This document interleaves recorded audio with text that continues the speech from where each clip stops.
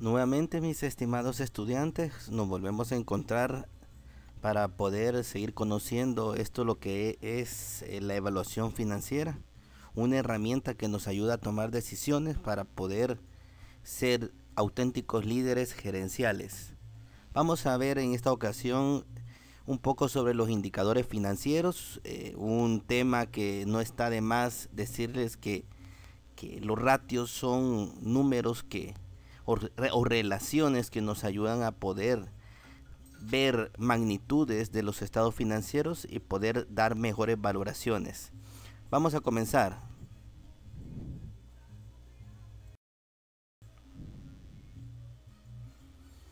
Indicadores financieros, usted los puede llamar ratios financieros o razones financieras, son los términos con los que usted puede conocer esta herramienta.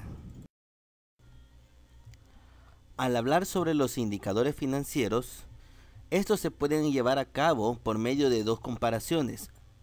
La primera de corte transversal, que es comparar indicadores de empresas que se dedican a la misma industria, es decir, textiles con textiles, calzado con calzado, etc. Y de series de tiempo, que es comparar los indicadores de la misma empresa, pero con la diferencia de utilizando diferentes años de estados financieros. Al momento de poder calcular indicadores financieros, es importante tener cierto nivel de precauciones. Dentro de estas tenemos que una sola razón no da una suficiente información. Por lo consiguiente, usted no puede dar una evaluación, una opinión o una interpretación cuando solamente se presenta un ratio o un indicador.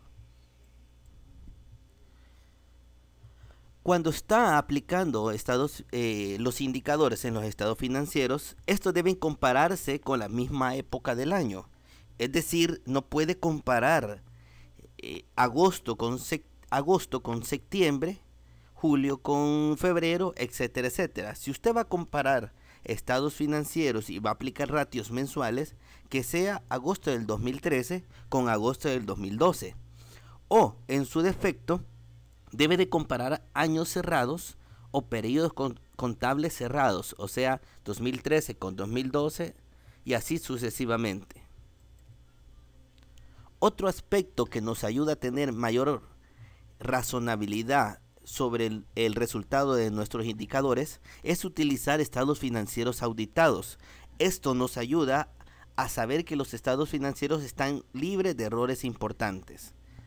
Es necesario verificar que los datos hayan recibido el mismo manejo contable, o sea, consistencia.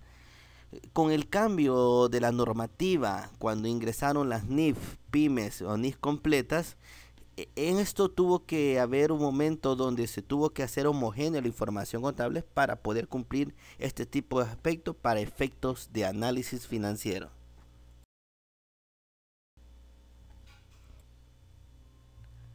El primer gran grupo de indicadores financieros son los indicadores de liquidez.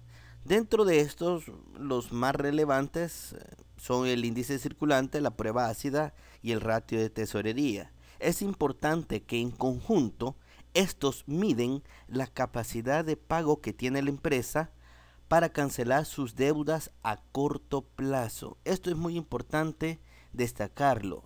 Capacidad de deuda a corto plazo es lo que medimos con estos indicadores.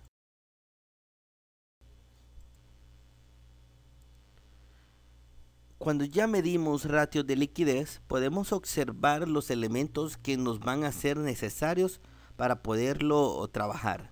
Necesitamos el activo corriente, el pasivo corriente, el efectivo equivalentes e los inventarios. El primer índice, y usted lo puede observar en pantalla, es el índice circulante. Para el 2013 2.64, para el 2012 2.69.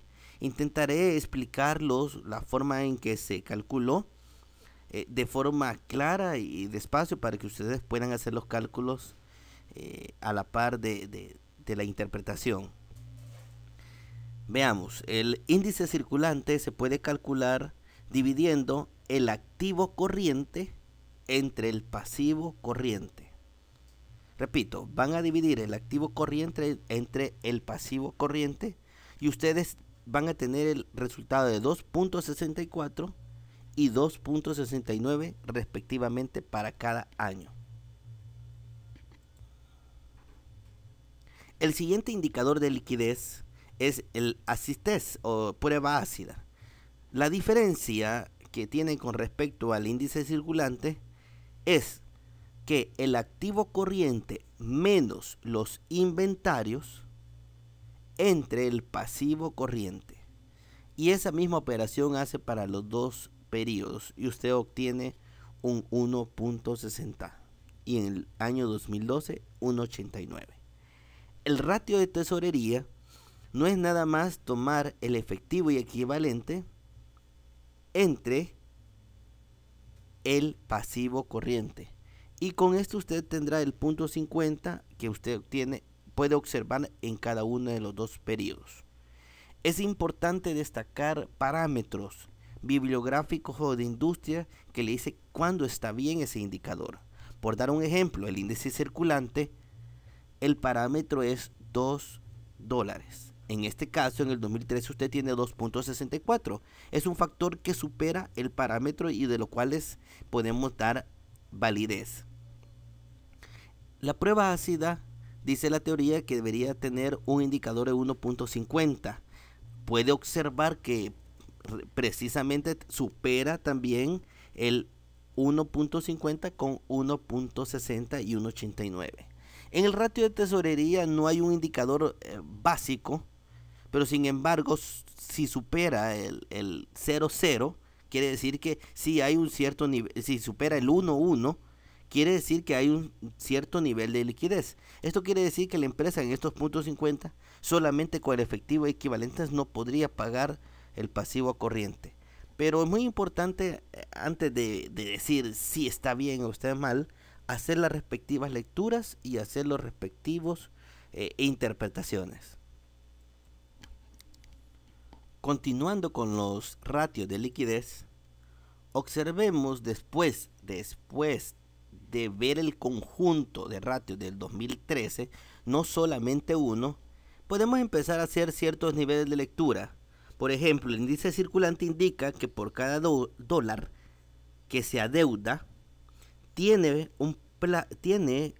a corto plazo para el periodo 2013 cuenta para afrontarlo con 2.64. Creo que me trabé aquí.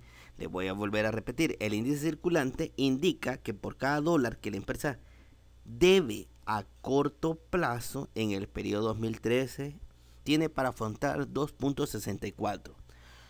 Yo siempre les doy el ejemplo de esto a mis alumnos presenciales, diciéndole, si ustedes me deben $1, yo les digo, miren, ustedes me deben $1, páguenmelo, y de su cartera sacan 2.64, quiere decir que ustedes tienen la forma de pagarme ese dólar.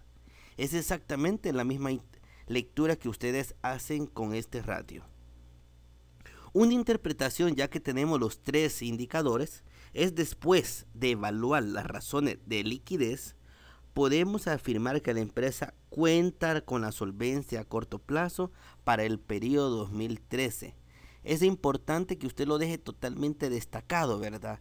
Que diga, realmente la empresa sí cuenta con la capacidad de pago y usted está aseverando que los ratios de liquidez dan un punto a favor en el análisis financiero. Hablar sobre otros indicadores, como los indicadores de actividad que miden gestión, pueden observar dentro de estos la rotación de clientes. Aquí está muy relacionado con los días promedio del pago de clientes, rotación de inventarios y rotación de proveedores. El objetivo es medir la capacidad que tiene la gerencia para generar fondos internos al administrar en forma adecuada los recursos invertidos. Veamos un poco sobre cada uno de estos indicadores. Veamos los indicadores de actividad. El primero de ellos, el día promedio de cobro, donde usted multiplicará las cuentas por cobrar por 365 días entre las ventas al crédito. Este resultado le va a originar el número de días que promedio se realiza la cobranza. Repito, cuentas por cobrar por 365 días entre ventas al crédito. El resultado que les da serán días y esta misma mecánica lo aplica para el 2013 y 2012. El siguiente indicador se llama promedio de pago, en donde ustedes van a multiplicar las cuentas por pagar comerciales o proveedores, dependiendo de cómo se presente dentro del balance general, cuentas por pagar comerciales por 365 días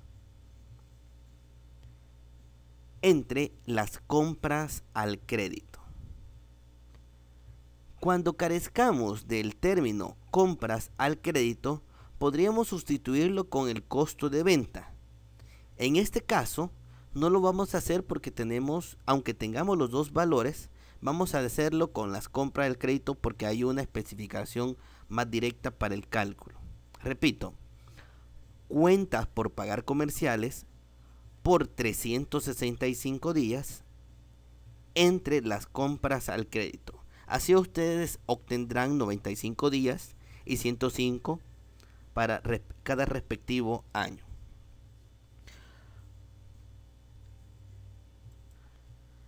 Para calcular los días promedio de inventario, es importante que usted vea cuánto es el monto que tenemos dentro de los inventarios.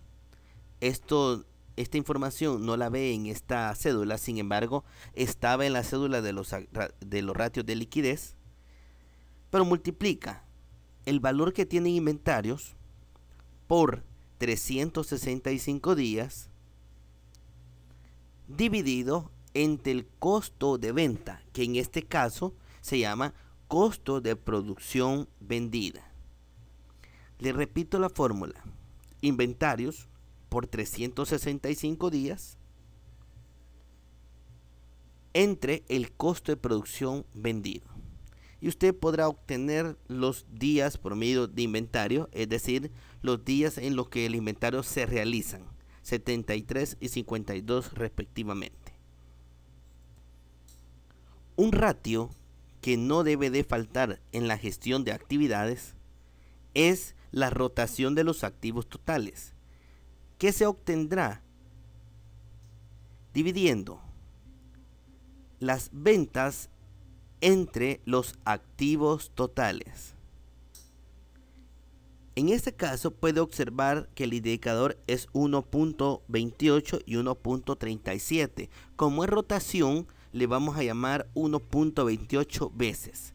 Aquí es importante, ya cuando tiene el grupo de indicadores, con qué medirlo.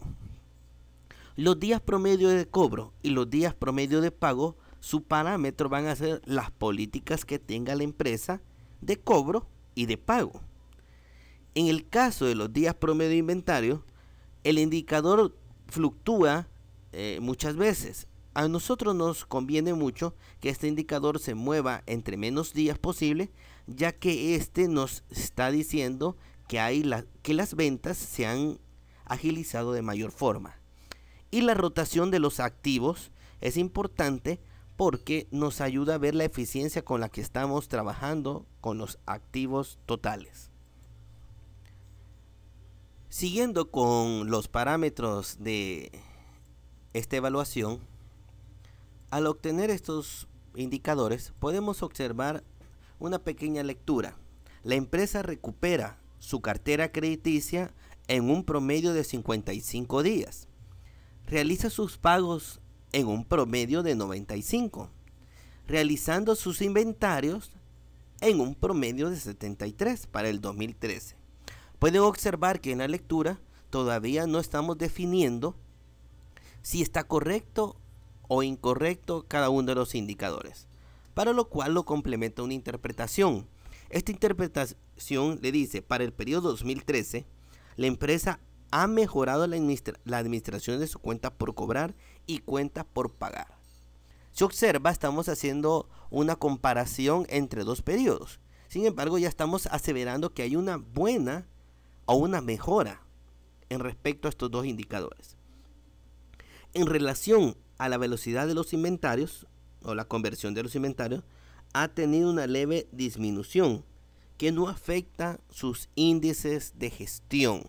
Es importante decir de que, de acuerdo a la política de pago y de cobro de esta empresa, sí está cumpliendo, sí está mejorando y no hay un riesgo con respecto a la gestión que indica los ratios de actividad. Indicadores de endeudamiento. Dentro de los principales indicadores de endeudamiento puede observar ratio de endeudamiento, la calidad de la deuda, los recursos permanentes, la autonomía y el ratio de garantía. Esto nos ayuda a dar un diagnóstico sobre la cantidad y calidad de deuda que tiene la empresa. Veamos cada uno de los indicadores. El primer indicador con el que vamos a trabajar se llama ratio de endeudamiento, que nos va a medir el nivel de compromiso que tienen nuestros activos con respecto al total de los pasivos. La forma de calcularlo va a ser el total de los pasivos dividido entre el total de los activos. Este factor o este índice nos da 0.38 y 0.37 en cada año. Pueden observar que el total de los pasivos obviamente no lo tenemos, sin embargo tenemos el pasivo a largo plazo y el pasivo a corto plazo, que es la sumatoria que necesitamos. Esa sumatoria lo dividimos entre el total de los activos. Vea, nos da 0.38, eso indica que por cada dólar que la empresa tiene en sus recursos como activos, solamente debe 38 centavos.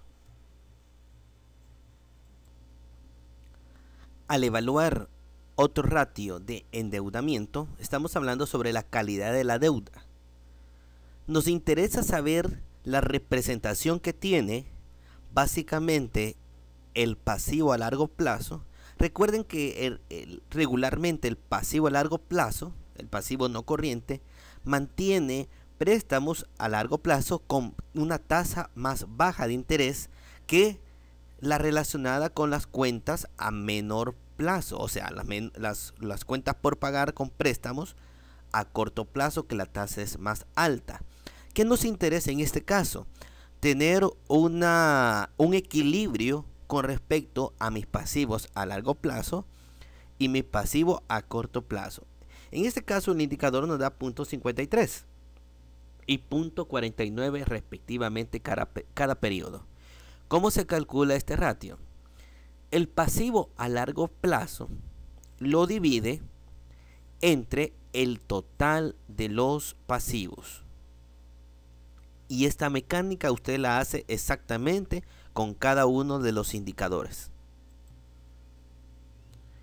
El peso de los recursos permanentes es ver de todo nuestro financiamiento que no tenemos que pagar a corto plazo. O sea, vamos a tomar aquí la sumatoria del total del patrimonio más el pasivo a largo plazo y lo dividimos, este resultado, entre el total de los activos. El indicador en este caso nos interesa que sea un indicador sumamente alto, porque eso indica que nuestras deudas no deben de ser pagadas de inmediato, sino que tenemos un periodo más de un año para poder pagarlas. Puedo observar que los indicadores es 0.82 y 0.81 respectivamente. Esta empresa sin duda cuenta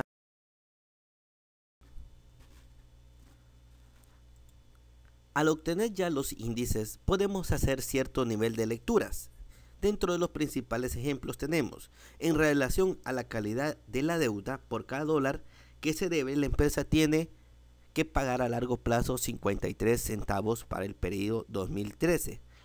Puede observar que hay un equilibrio con respecto a las deudas a corto y largo plazo, y la representación en este caso de largo plazo es 53 centavos. Otro ejemplo es sobre los recursos permanentes. Por cada dólar de inversión para el 2013 la empresa cuenta con recursos permanentes de 82 centavos, o sea, no los tiene que pagar ya, son financiamientos que no tienen inestabilidad.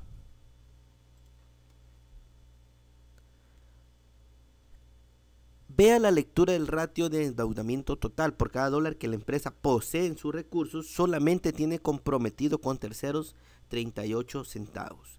Bibliográficamente le dice que este factor no debe superar los 40 centavos.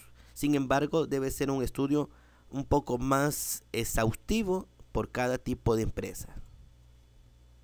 La interpretación de estas razones, después de aplicar las razones de endeudamiento para el periodo 2013, podemos concluir que la empresa cuenta con un nivel y calidad de deuda aceptable. Obviamente esto lo podemos determinar hasta que pudimos leer e interpretar cada razón de endeudamiento. Indicadores de rentabilidad. Podemos observar dentro de los indicadores de rentabilidad que la utilidades va a ser un aspecto muy importante de evaluar. El objetivo de esta es medir la capacidad que la empresa tiene para generar utilidades. Veamos cada una de ellas.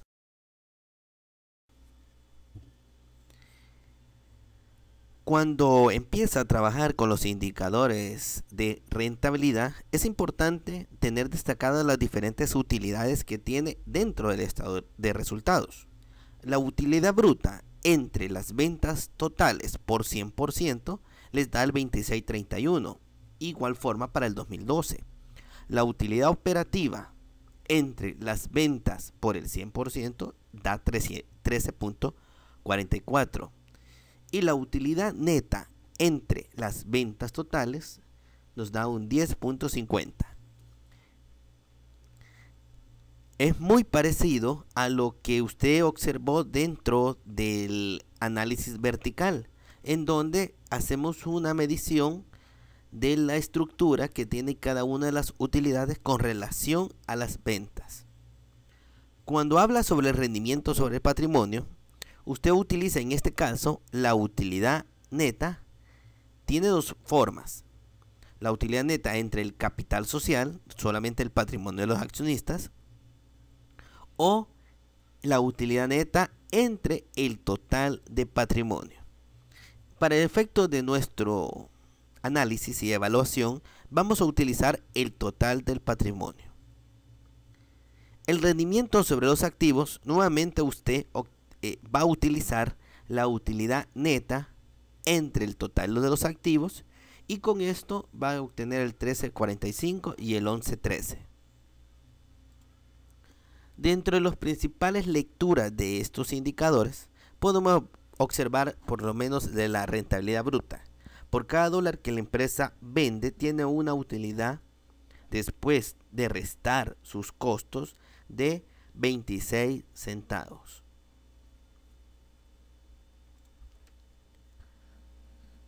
Otro ejemplo de lectura es por cada dólar que el accionista aporta, tiene un rendimiento del 193%. O sea, es sumamente interesante. Al menos esta empresa nos expresa un rendimiento de capital sumamente importante. Ya al evaluar la interpretación, después de aplicar las razones de rentabilidad, podemos aseverar que la empresa cuenta con niveles de rentabilidad aceptables para la gerencia. Cuando ya evaluamos diferentes instrumentos de análisis, ya podemos aseverar diferentes tipos de conclusiones. Al evaluar la estructura de los estados financieros del periodo 2013, se puede determinar que la empresa mantiene una composición tanto en recursos como de financiamientos adecuada a la actividad principal de la empresa. Los cambios interanuales realizados en el 2013 comparados con el 2012 han sido saludables, generando la inversión en el activo inmovilizado, mostrando un crecimiento importante en los recursos sin perder autonomía en los mismos. Esto es básicamente una conclusión relacionada con el instrumento del análisis comparativo. La empresa posee capacidad de pago a corto plazo para el 2013, manteniendo la solvencia de liquidez en relación al periodo 2012. Puedo observar que aquí ha realizado una interpretación de la capacidad de pago de la empresa en relación a los índices de liquidez. El nivel de endeudamiento y calidad de compromiso con terceros mantiene márgenes aceptables, lo cual no afecta a la autonomía patrimonial de los accionistas. La rentabilidad de la empresa cumple con las expectativas de la gerencia. Aquí es muy importante conocer qué objetivo tiene la gerencia para poder realizar este tipo de aseveración. Es importante destacar que el rendimiento sobre patrimonio es un factor importante de inversión para los accionistas. El uso eficiente de una política coherente de las cuentas por cobrar y cuentas por pagar, ¿a qué le llamo una política coherente? Le llamamos que cobramos en menos tiempo de lo que pagamos. Esto nos ayuda mucho con nuestro capital de trabajo. Y dice, evidencia que la administración ha mejorado sus gestiones en ambos sentidos, o sea, las cuentas por cobrar y las cuentas por pagar. Al finalizar nuestra evaluación financiera basada en indicadores, podemos constatar que estos fueron estándares que nos pudieron aseverar 4 grandes grupos: la liquidez, el endeudamiento, la rentabilidad y gestiones de actividad del caso práctico que acabamos de observar. Recuerden que hacer un análisis es prácticamente solo determinar el número. Hacer una lectura es poder leer ese número y interpretar si es emitir un juicio sobre los dos anteriores. Agradezco mucho su atención y espero oírnos en otro video. Bueno, espero que me oigan, espero que me escuchen en otro video. Muchas gracias.